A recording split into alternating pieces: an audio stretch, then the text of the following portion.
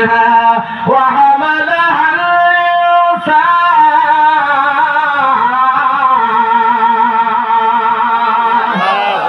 إنه كان ظلوما جهولا আল্লাহু আকবার।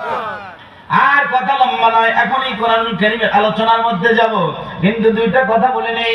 আল্লাহ রাব্বুল আলামিন বলে, বান্দা, যেই কোরআনের মজলিসে তোমরা এসে বসে পড়েছো, এটা জান্নাতের বাগান, এর ভিতরে কোনো সন্দেহ আছে? না।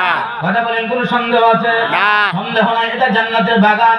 কারণ 1400 বছর আগে আমার নবী তার পাক জবানে বলেছে, আমার রাসূল বলে, মাজালিসুল ইলমু রাওযাতুম মিন রিয়াজিল জান্নাহ, যে জায়গায় কোরআনের মজলিস হয়, কোরআনের কথা হয়, ওই ময়দান সাধারণ কোনো ময়দান থাকে না, ওই ময়দান জান্নাতের বাগানে পরিণত হয়ে যায়। সুবহানাল্লাহ। এই ময়দান আপনাদেরকে জান্নাতে নিবে। কোথায় নিবে? জান্নাতে। দেখবেন সিরাজগঞ্জ রোডে, দেখবেন বগুড়া টার্মিনালে গাড়ির কন্ট্রাক্টর আছে না ভাই? আছে। লজিক দিচ্ছি, গাড়ির কন্ট্রাক্টর, গাড়ির হেল্পার বাসের দরজার মধ্যে, গেটের মধ্যে টোকা দেয়, টোকা দিয়ে বলে ঢাকা, বলে কি বলে না? বলে। গাবতলী, মিরপুর, সায়দাবাদ। আচ্ছা বলেন তো, এই গাড়ির দরজায় যে ছাপা দিল, এই গাড়িটা কি ঢাকা? এটা কি গুলিস্তান? কিন্তু কন্ট্রাক্টর গাড়ির দরজায় বারবার টোকা দিয়ে বলে ঢাকা, গুলিস্তান, মিরপুর, নোয়াখালী। কন্ট্রাক্টর এটা বুঝাতে চায় যে এই গাড়িতে যদি তোমরা উঠে বসো, এই গাড়ি তোমাদের গন্তব্য ঢাকায় পৌঁছিয়ে দিবে, ঠিক কিনা? কথা বলেন, ঠিক কিনা? কিন্তু আছে বগুড়ায়, দরজায় ছাপা দেয় বলে ঢাকা, ঢাকা। ওটা কিন্তু ঢাকা না, ওটা কিন্তু বগুড়া, ওটা কিন্তু হানিফ গাড়ি। কথা বলেন, ঠিক কিনা? ওটা কিন্তু এসআর গাড়ি।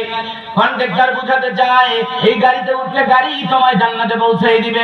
তেমনি আমি বলবো, রওয়ার মানুষ, আজকে কোরআনের ময়দান, কোরআনের মাহফিলে যারা বসেছো, তাদের বড় ভাগ্য, ভাগ্যবান, তারা ভাগ্যহীন নয়। এই কোরআন নামক, এই কোরআনের বাণী যারা শুনবে, কোরআন নামক কিতাবের বাণী যারা শুনবে, এই মাহফিলে যারা বসেছো, মনে রাখবা, এই মাহফিল জান্নাত নয়, কিন্তু রাসূল বলেছে, এখানে বসে কোরআনের কথা যারা শুনবে, শুনে আমল যদি করে, ওই গাড়ি যেমনি জান্নাতে পৌঁছায় দেয়, এই কোরআনের মাহফিলটা তোমার জান্নাতে যাওয়ার জন্য নাজাতের উসিলা বানাই দিবে। আমার ভাইরা, সুতরাং এটা জান্নাতের বাগান। এটা কোরআনের কথা শুনলে, আমল করলে আল্লাহ রাব্বুল আলামিন জান্নাত দিবেন নিশ্চিত। কিন্তু কোরআন যদি না দেখে পড়েন, তার এক নেকি, দেখে পড়লে তার এক নেকি। সুবহানাল্লাহ বলেন। সুবহানাল্লাহ। কোরআন যদি না দেখে পড়া যায়, হরফে হবে কয় নেকি? 10 নেকি। দেখে পড়লে হবে 20 নেকি। অর্থ সহকারে বললে হবে 30 নেকি।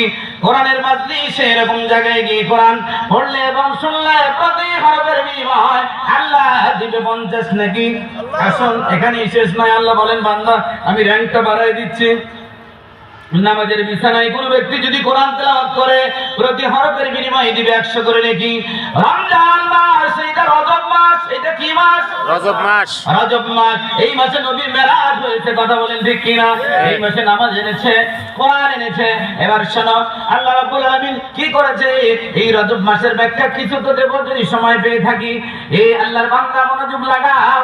কোরআন রমজান মাসে নামাজের মধ্যে যদি কোরআন পড়ে, প্রতি হরফের বিনিময়ে আল্লাহ দিবে 700 করে নাকি। তাহলে আস্তে আস্তে র্যাঙ্ক বাড়াই দিল, মর্যাদা বাড়াই দিল। এজন্য বলবো, কোরআনের কাছে আসো, কোরআন বুঝো, কোরআন অনুযায়ী জীবন গড়ো। কোরআন তোমাকে মুক্তি দিয়ে জান্নাতে নেবে। কোরআনের কথা বলে আল্লাহর দল, এই পথে যারা চলে তারাই সফল। কোরআনের কথা বলে আল্লাহর দল, এই পথে যারা চলে তারা